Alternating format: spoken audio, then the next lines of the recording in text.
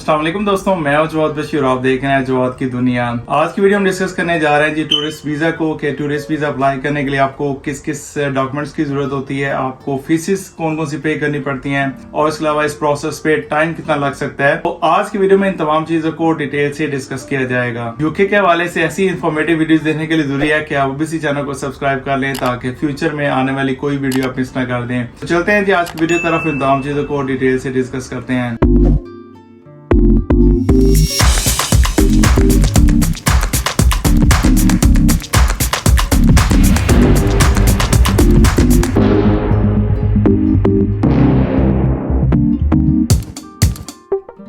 अभी मेरे साथ मौजूद हैं जी अंकल खालिद, जो रिसेंटली यहाँ पे यूके पे आए हैं जी टूरिस्ट वीजा पे, और आज इनसे गपशप करेंगे और इनसे पूछेंगे इस तमाम प्रोसेस पे, इनसे बात करेंगे और इनसे डिस्कस करते हैं कि इन्होंने ये वीजा कैसे हासिल किया, किन किन मराहल से इनको गुजरना पड़ा। सबसे पहले जी अस्सलाम वालेकुम, क्या हाल चाल है जी? ठीक ठाक है अंकल जी? अस्सलाम रहमतुल्लाह जी, बहुत शुक्रिया। सो फार आपको कैसे जा रहा है जी यूके का जो ट्रिप है? जी बहुत अच्छा जा रहा है। पहले तो कुछ ऐसा था कि शायद हम ज़रा लेट आए, लेकिन आपने गाइड किया कि भाई बाद में ठंड हो जाएगी तो हमारे लिए ज़रा मुश्किल हो जाएगा, तो फिर हमने वही 15 डेज उसको और पहले कर लिया, 20 डेज, तो पहुंच गए हम अल्हम्दुलिल्लाह। बिल्कुल ठीक जा रहा है। चलो जी माशाल्लाह, ज़बरदस्त। तो सबसे पहले मेरा आपसे ये क्वेश्चन है कि आपको यूके आने का ख्याल कैसे आया? ख्याल ऐसे है कि आजकल जैसे ये यूट्यूब पे भरमार है चैनल्स की, कोई कनाडा जा रहा है और कोई यूके का, और हर जगह कोई अपनी अपनी जगहों को प्रमोट करते हैं लोग। यूके रह गया था मेरा, तो मेरे जहन में आया कि यूके का एक चक्कर लगा जाए। फिर हमने आपका कोई उसी सिलसिले में एक चैनल जब देखा तो थोड़ी मजीद उसको एनकरेजमेंट मिली, तो हमने भी फिर कुछ आपसे पूछा भी, बल्कि आपके गिवन नंबर पे आपको तंग भी करते रहे, बार बार पूछते रहे, तो फिर हमने अप्लाई किया और आज इधर बैठे हैं। चलो जी माशाल्लाह, जबरदस्त। तो दूसरा मेरा क्वेश्चन आपसे ये है कि आपने जब अप्लाई करने का आपको ख्याल है, तो आपने कौन कौन से डॉक्यूमेंट्स आपको चाहिए थे वीजा अप्लाई करने के लिए? वीजा अप्लाई करने के लिए जो डॉक्यूमेंट्स रिक्वायर्ड थे कुछ तो आपने बताए ही थे, बट मेन मैं दोबारा उनको रिपीट कर देता हूँ कि पहले ये था कि मेरे वैलिड पासपोर्ट चाहिए, जो मिनिमम 6 मंथ्स की वैलिडिटी होनी चाहिए उसमें, और उसके बाद हमें जो था हमारी जो फाइनेंशियल स्टेटमेंट है वो एक रिक्वायर्ड होती है, वो थी मेरी। और तीसरी चीज थी कि जो स्पॉन्सरशिप लेटर है वो, अगरचे मैं आर्गू करता रहा हूँ इस बात पे कि भाई जब फाइनेंशियल मामला सारे ठीक हो तो इसकी जरूरत नहीं पड़ती, बट फिर भी शायद उन्होंने अपनी इमिग्रेशन की वेबसाइट है उसके ऊपर ये तीनों चीजें हाईलाइट करके रखी हुई हैं, और उसमें थर्ड पॉइंट ये स्पॉन्सरशिप लेटर का है कि कोई भी दोस्त यार यहाँ पे या रिलेटिव ये एक लेटर भेज देता है कि ये मेरे पास आ रहे हैं या हमें मिलने आ रहे हैं या ये वो, तो बस वो एक फॉर्मेलिटी है जो कि वो शायद उनको चाहिए होती है। तो अभी कहने का मतलब है कि वो लेटर बहुत जरूरी है, अगर वो नहीं होगा तो आप शायद वीजा अप्लाई नहीं कर सकते। मैं यही समझता हूँ कि वो 3 पॉइंट उन्होंने उसको बाकायदा ब्लू कलर करके हाईलाइट किए हुए हैं यूएस इमिग्रेशन की साइट पे, तो ये तीनों चीजें मस्ट है। तो उस लेटर में उस लेटर का जो फॉर्मेट है वो किस किस्म का होना चाहिए? कोई फॉर्मेट मैं आपको शेयर कर दूंगा, जो हमारा चूंकि उसी के ऊपर काम हो गया, हमारे जो दोस्त हैं उन्होंने नाम और पासपोर्ट नंबर हमारा मेंशन करके और अपना पासपोर्ट और अपना जो यहाँ का यूके का उनका पासपोर्ट वगैरह वो शेयर किया, और साथ उन्होंने लिखा कि ये जो हैं ये मेरे पास आके रहेंगे या I will take care of them.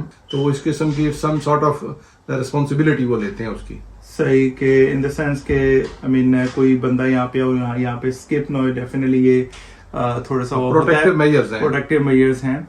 और देन उसके अलावा मुझे ये बताएं कि ये जो अपने वीजा अप्लाई सऊदीया से किया था या फिर पाकिस्तान से? नहीं, मैंने पाकिस्तान से किया था। यूएस इमिग्रेशन की साइट पे सारी चीजें मैं साथ साथ अपलोड करता रहा, और वो जब सारी चीजें अपलोड हो गई तो फिर उसके लास्ट जो पॉइंट था उसकी फी की, तो वो फी मैंने पे की, वो भी ऑनलाइन वहीं पे कर दी, 37,000 के करीब करके कोई फी थी उसकी।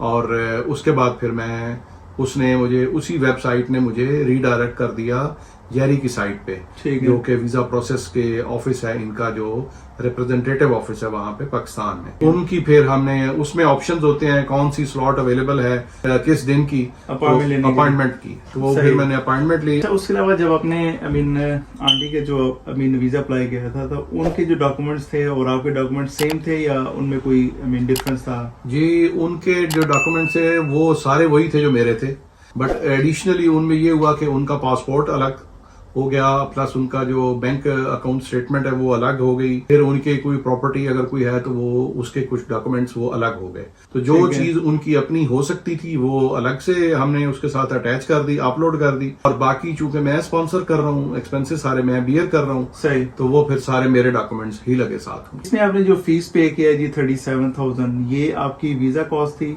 हाँ जी। उसके अलावा आपने कोई इंश्योरेंस या एम्बेसी की फीस वगैरह पे की आपने? नहीं, और कोई इसके अलावा कुछ नहीं। ये एम्बेसी की फी ही थी, और जेरी वालों की जो फी थी वो ये थी कि शायद उन्होंने £5 थे उसके SMS नोटिफिकेशन के, और इसी तरह कोई 10-15 पाउंड थे उनके होम डिलीवरी के वीजा लगने के बाद वो खुद ही हमें घर पे डिलीवर कर देंगे गिवन एड्रेस पे। और तीसरी एक और चीज हमने ऑप्शन लिया था, वो था मेरे डॉक्यूमेंटेशन की को चेक करने का, क्रॉस चेक करने का, वेरिफिकेशन, कोई चीज कम तो नहीं है, तो वो ऑप्शन भी मैंने लिया था। और फिर मैंने कुछ और पेमेंट करके शायद 50 पाउंड थी या कुछ इस तरह, वो मैंने लिया प्रीमियम लाउंज ली। तो प्रीमियम लाउंज वो इस वजह से कि बेशुमार रश होता है, जो दूसरी साइड है वो बिल्कुल मछली बाजार बना हुआ था इन दिनों में, क्योंकि बहुत सारे लोग आ रहे हैं, तो बहुत क्राउडेड था। तो मैंने प्रीमियम लाउंज लिया। प्रीमियम लाउंज में हार्डली मतलब इट टुक 20 to 25 मिनट्स। हम बड़ा कंफर्टेबली एयर कंडीशन रूम था उसमें बैठे रहे, और उसके बाद उन्होंने हमारे डॉक्यूमेंट चेक किए, सब पूरे थे, अपलोडेड थे ऑलरेडी। तो उसके बाद उन्होंने सिंपली हमें 5-5 मिनट जो उन्होंने एक्स्ट्रा लिए वो यही थे कि फिंगरप्रिंट्स के और फोटोग्राफ के, एंड वी वर फ्री। और उसके अलावा उन्होंने आपसे वहाँ पे कोई क्वेश्चन वगैरह तो नहीं पूछे, या आपके जो डॉक्यूमेंट्स आपने अपलोड किए थे वो उनको क्रॉस वेरीफाई तो नहीं किया वहाँ पे? नथिंग, कुछ भी नहीं। अच्छा, कुछ भी नहीं, कोई वेरिफिकेशन नहीं, क्या मैंने अपलोड किया कुछ नहीं है, वो सारे का सारा उनको वहां पे नजर आ गया। एंड उन्होंने कहा जी ये जो भी आपने अपलोड किया ये आपके डॉक्यूमेंट्स हैं, आपका पर्सनल मैटर है, ये चले गए यूके इमिग्रेशन की तरफ, अब वो जाने और उनका प्रोसेसिंग मेथड जाने। तो इसमें ये टोटल प्रोसेस पे टाइम पीरियड कितना लगा? ये जो डॉक्यूमेंट जो अपलोड वगैरह हुए ये तो मेरा ख्याल है मैंने बाई पार्ट्स किया था, तो कोई चीज कभी कम थी, कोई ज्यादा थी, कुछ इस तरह करते करते तो इट टुक्स ऑलमोस्ट 4 डेज लगे।